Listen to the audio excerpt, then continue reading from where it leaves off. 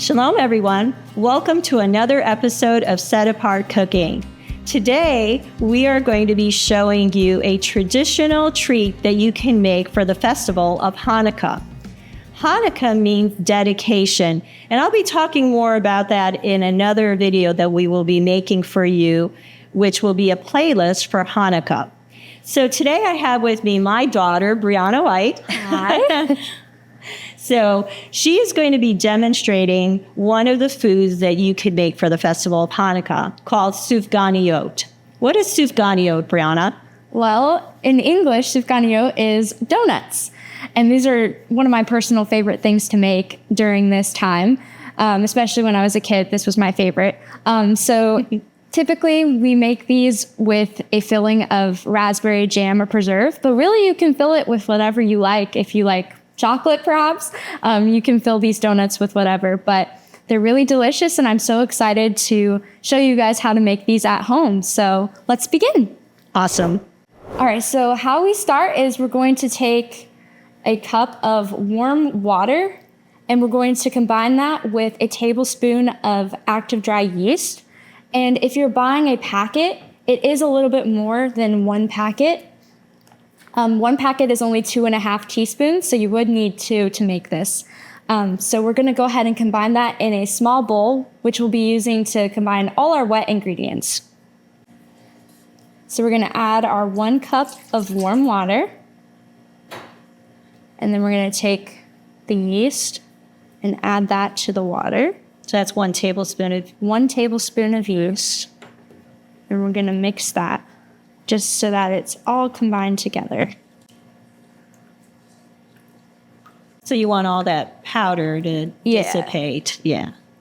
Spatulas are great because you can press on the yeast and get it to be more uniform. Right? Okay, so now we're going to let that sit for 5 minutes. And while we let that sit, we're going to go ahead and add all our dry ingredients to a large bowl. All right, so I'm going to go ahead and have you add 3 cups of all-purpose flour to the bowl. Beauty. And then I'm going to have you add our salt. We have 3/4 teaspoon of salt. Then we're going to add ground nutmeg, only a 1/2 teaspoon of nutmeg. And then we have confectioner's sugar or powdered sugar. You're going to add 1/4 cup of that. All right. And then you're going to go ahead and take a whisk and mix it all together until it's all combined.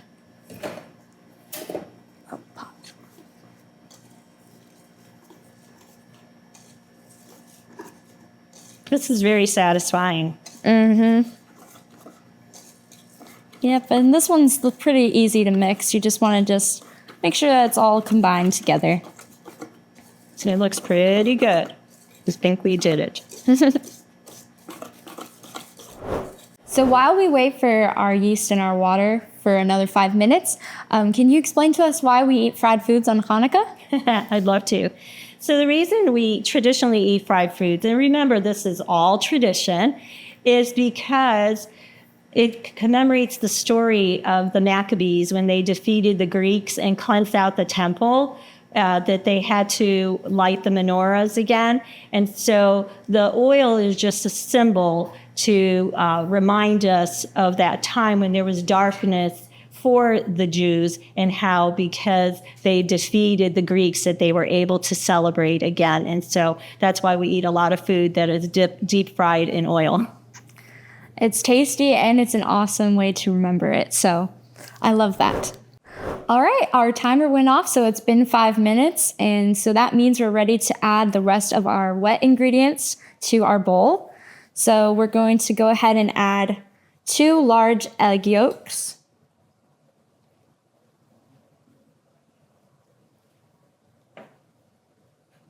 And then we're going to add 1 teaspoon of vanilla extract. And lastly, we have 2 tablespoons of vegetable oil.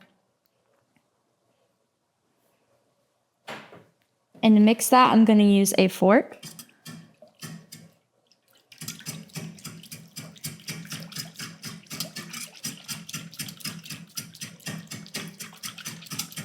Just want to make sure that it's all mixed together.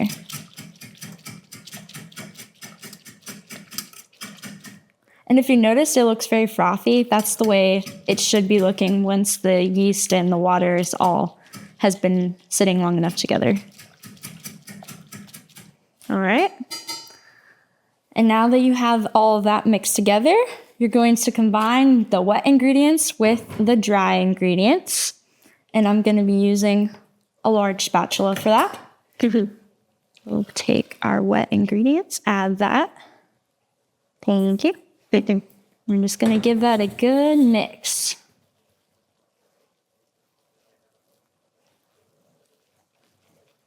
So if the dough looks a little bit dry, you can add a little bit more water to it,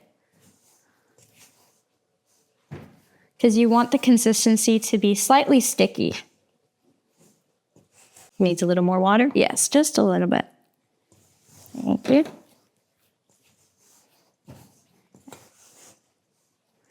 And now that it's kind of come together, I think I'm going to go ahead and put the spatula down and get into it with clean hands.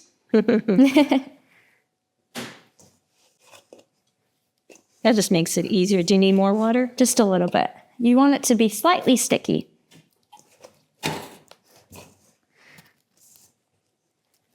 So now that I've gotten the dough all mixed and it's at the right consistency, it's still a little bit sticky, as you see there. And now we're going to go ahead and wrap it with some plastic wrap. And we're going to let it sit for about an hour to 2 hours until it's doubled in size. So I would just kind of give it an hour and then look at it, see if it's risen enough. But if you want to be safe, I would just leave it out for 2 hours. Okay. So we'll be back once this is done rising. Okay, so now that our dough has been resting for just a little bit over an hour, I'm going to go ahead and take off the plastic wrap. And I'm going to show you that it has gotten a little bit bigger. It's risen, and the consistency is sticky. So that's what you want it to be. Not like so sticky where it's going to not be able to work well, but it's not dry. So I'm going to go ahead and have you flour a clean surface because we're going to roll out our dough. We just want a pretty large area.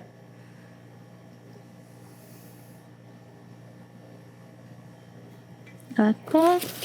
And then I'm also going to flour my rolling pin because it's going to stick to the dough otherwise. I'm just going to put quite a bit, actually.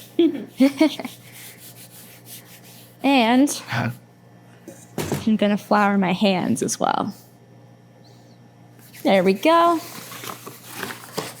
I'm going to take our dough here. Try to get all the dough out of the bowl. And I'm going to go ahead and put that on the floury surface. I'm probably going to put a little bit on top as well. Okay. We're just going to go ahead and get this bowl out of the way. And we're going to go ahead and roll it out. And you're not going to want it to be too thin. I'm just going to make kind of like a rectangular shape, if you will. So what, like a quarter to half inch? Yeah, because it is going to puff up once you put it in the hot oil. But you don't want it to be too thin either. I think that's pretty good.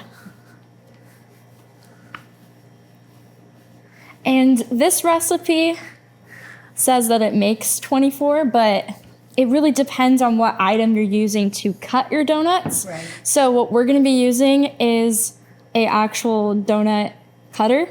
So it makes the circular shape.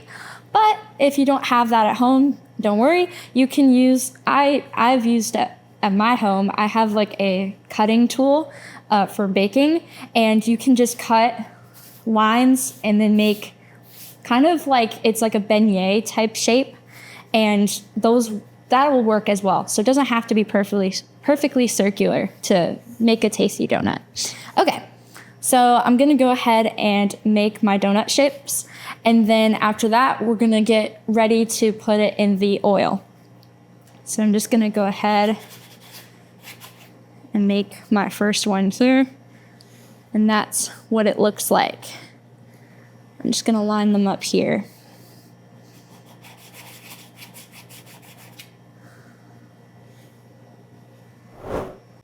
All right, so now that we have made our donut shapes, we're gonna go ahead and we have a deep fryer. If you don't have a deep fryer, you can heat up on your stovetop just using a pot, like a pretty deep pot, because then that way you won't risk any splashing hot oil.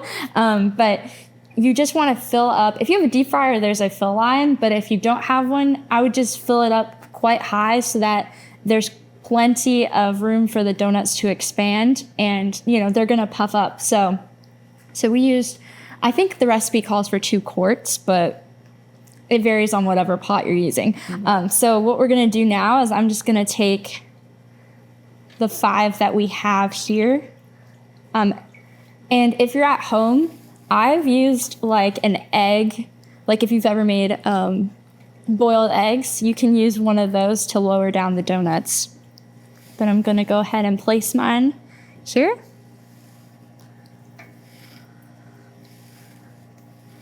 All right. I'm gonna lower it gently. Perfect. And you see they go ahead and pop up. Oh yeah, they're rising to the surface. And you're gonna wanna let them brown on each side for about 3 minutes. But I just kind of eyeball it to make sure that they're golden brown on each side. Very pretty. So for our recipe, we decided to use vegetable oil, but the kind of oil that you use is personal preference. So you can choose any kind of oil that you would like. You just need quite a bit of it. So as you can see, they are a nice golden brown color, and I'm gonna go ahead and give them a flip and let them get golden brown on the other side. All right, so now that they're both sides are golden brown, we're gonna go ahead and take them out, and I'm putting all of the donuts onto a surface with paper towel, just so that it can soak up some of the extra oil. All right.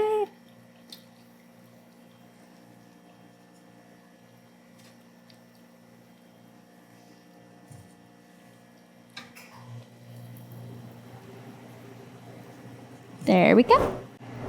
Okay, so now that we've finished frying all of our donuts, we're gonna go ahead and fill them. So what we're using is a piping bag that you can get from like the baking section in the store, and it has like a good tip. So it just makes it easier when you're filling the donuts. But if you don't have one of these or wanna get one of these, you can just easily use a Ziploc bag. Or if your shapes are a little bit bigger, like more like this size, what I've done is cut with a knife and filled it up with a tiny spoon. That's what I've done. So whatever works. So what we're gonna be using is, my personal preference is raspberry preserve, but you don't have to use preserve. You could use jam or jelly. It's kind of like a texture preference for me. But for today, we're using fresh raspberry preserve, and we're gonna go ahead and fill that up. A little goes a long way with these piping bags, because sometimes if you overfill, it can start to come out the top. Is that good? Yep, awesome. So what I'm gonna do is I'm gonna twist it, and I'm gonna go ahead and first of all inject the donut, and then you can kind of feel them filling up.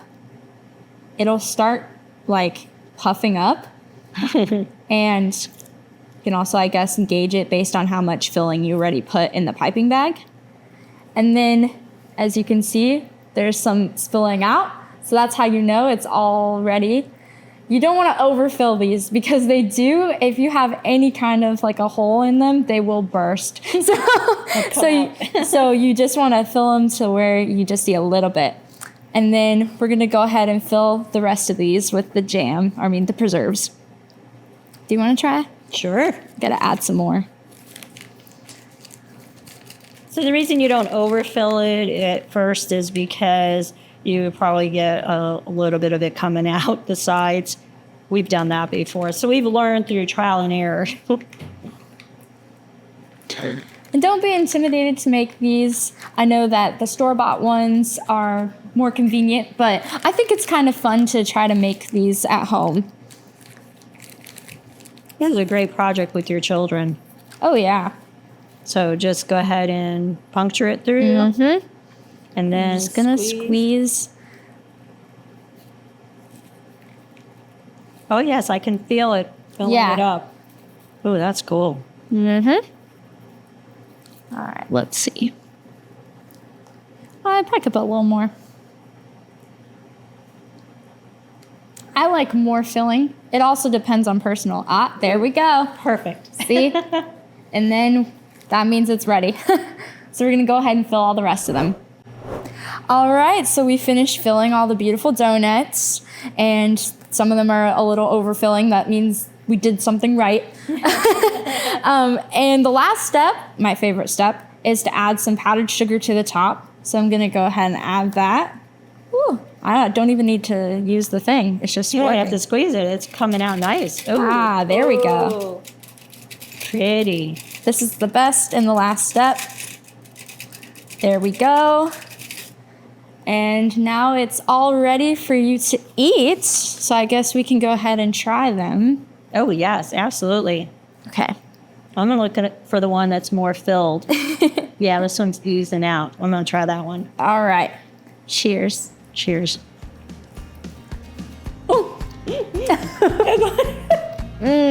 Awesome. So good. Well, thank you so much for joining us. It was a blessing for me. I hope it was a blessing for all of you. And we hope you join us for another episode of Set Apart Cooking. But until then, we like to say, Happy Hanukkah.